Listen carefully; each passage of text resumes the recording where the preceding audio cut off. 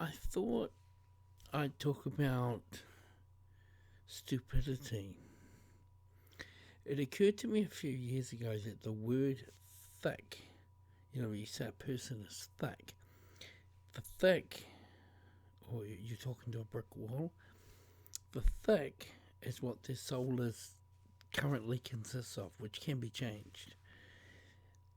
When a person is born, their soul is empty, so their soul gets filled with whatever they experience during their life or are told or what they learn. And then by the time they're an adult, that is their opinion of life, whatever's in their soul.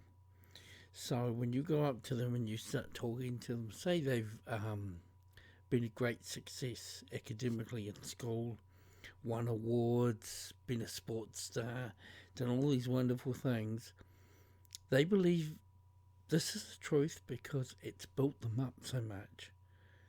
It's given them attention, awards, friendships, celebrations, and all these wonderful, positive school feelings. And everyone likes to be admired, put on a pedestal, or at least done well in some subject. So in being like that and being enveloped in it or immersed in it, when they're an adult, if you walk up to them and try to explain something other than what they've known, they won't get it. Now, you might get really frustrated with them and call them thick, because they may seem thick.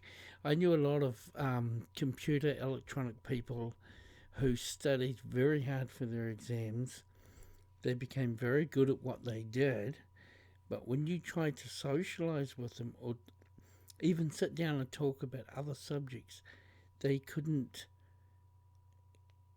easily talk about those subjects because they were socially awkward, and they were also so immersed in their work that other than their family at home, they had trouble taking in other information. When you think about this and think about all the people in their different lives, you realize that these people vote and they make other choices. When they can't understand what they're voting for or what they're doing or the choices they're making, it makes you wonder how anyone survives. Anyway, what people call stupid is, I have an opinion of what's right or wrong. If you don't take that opinion, you must be stupid. That's what a lot of people kind of feel. Narcissists think that a person is stupid who they abuse because it's so easy to abuse them. But what they don't realize is they're not clever. The abusers, the narcissists, aren't clever. They just think they are. What they are is they're taking a victim and making that victim stay a permanent victim instead of changing that person's life for the better. So I was seen that video on the 5 laws of stupidity, and you've got a person who's considered like a narcissist as stupid because they can't have genuine relationships and genuine loving, compassionate friendships. They only have domineering relationships with people they want to use and abuse, including their own friends. They look kind of like criminals. They say a criminal will turn in another criminal, and a criminal will do the dirty on the other criminals. Well, narcissists are the same. They'll do the dirty on each other. It's all about me, and no one else is in their mind. And that's how they think. I was thinking of a woman I knew who was very mean to her children, and she was a narcissist, of course, and she, having been like that, because her life was so into frivolous, foolish behaviour, she hurt other people and she hurt herself. So there was no real gain for her except for worldly pleasures. and they're fleeting. They don't stay. They disappear, and in between those worldly pleasures, she still had to get on with life, and she struggled financially. She struggled to keep her weight down. She struggled mentally. She struggled in with friendships, relationships. She struggled in many, many ways. And she wanted revenge on people who hadn't actually done her any wrong. And if she did wrong to other people, she got very upset when those people got on and enjoyed their life. Instead of, she wanted to see them, people she'd harmed, hate her. And it gave her a feeling it was the right thing to do to harm them in the first place. If they got on with their own life, she couldn't understand it. So her life, this is what the definition of stupid seems to be, is a person who does harm to other people, either deliberately or even non-deliberately, and their own life is destroyed in the same process. So, and they're unpredictable, and they're dangerous in their foolishness. You can't. It reminds me of that one about the politician who, a true story, who was trying to save these two bad people from the current government. They were going to court for doing something, stealing money off an organisation. The politician found that he was backing up and supporting these people, not the government. The he was in the opposition. The politician decided to support them, and he helped them with lawyers, money, and lots of things to fight the current government. About 2-3 days, I think it was 2 days before the court case, the final court case, he found out they were lying. Now, he had a choice, and he was a very prominent New Zealand politician. He had a choice at that moment, and I know people who are intimately involved when he found out about this. He had a choice at this moment to stand up and apologise and say, I've made a mistake, and I found out they're guilty. I'm not going to back them up. They need to pay for their crime. He obviously thought about it for 2 days, and then he went to court and still backed them up. Rather than face you wouldn't call it shame, but rather than say he'd made a mistake and what he'd done was wrong, but now he wanted to rectify that and he wanted to do good, he carried on with what was now his lie. And the interesting thing about it was he was always in the local papers and the national newspaper for many things he did. He had a couple of portfolios and that. He basically vanished from the map. I haven't heard about him in many, many years. So he seemed to have just gone downhill from that point onwards. He had the option to do the right thing, and he still chose to do the wrong thing. Now that has to be what you'd call stupid. A person who did not gain personally from it, and what he was doing was very foolish. So a stupid person could be the person you would say who's their own worst enemy.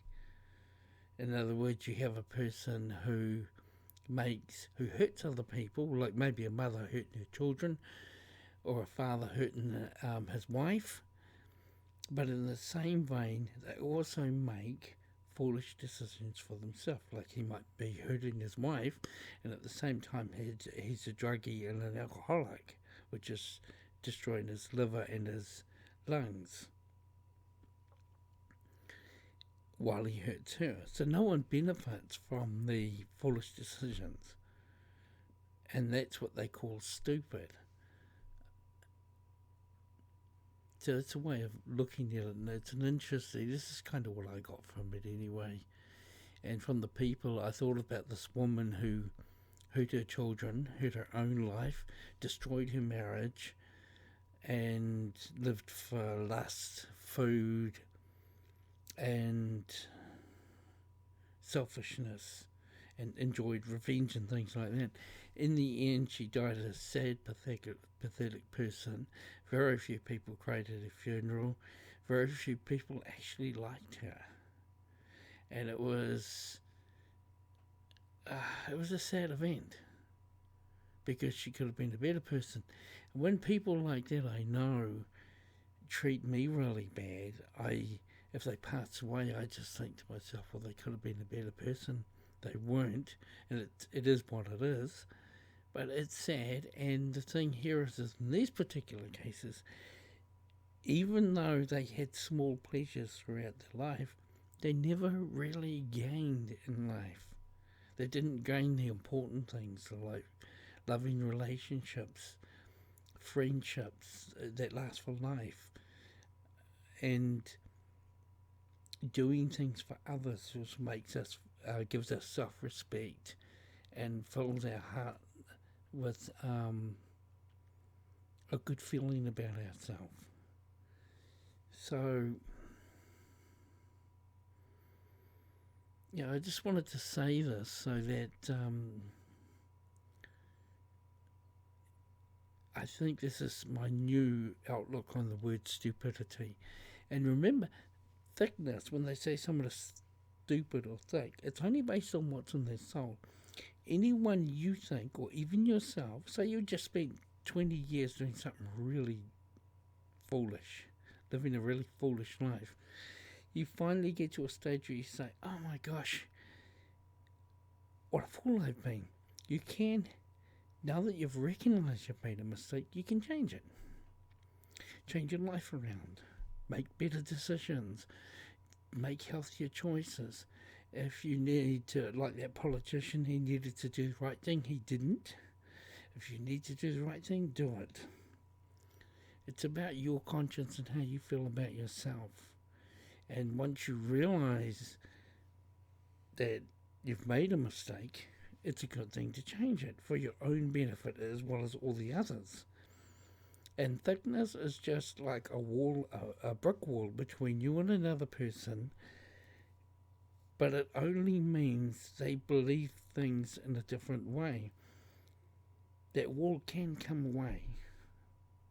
And if with some people they refuse to change, then you walk away, because any relationship with someone who you can't, anything you say rebounds off them and bounces back at you, and there's no fruit, no growth, no love, no compassion, no changes made from anything you say, then the relationship's not worth it.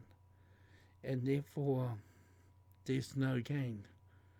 So staying in a relationship that is foolish, once you find out it's foolish, like it's based on lies, trickery, narcissism, and the like, then you realize it's not going to get better ever. So why are you there? That's kind of what I went through with my ex-wife just before she left. I was just saying to myself, why are you doing this, James? Why are you allowing this to happen? You know this is wrong. You know it's not working. You know everything that happens in this relationship never comes out positive for you. It comes out better for the other person. So there's no need to be here, because there's no growth, there's no happiness, there's no compassion, there's no equality. It's very special in your relationships to be equal to the other person. And if there's no equality, and it's not on a level, equally yoked relationship, and you don't have an equal say, then it's not healthy. It's not healthy physically, mentally, and it's definitely not healthy for the children. So it's something to think about. Have a nice day. Thank you for listening.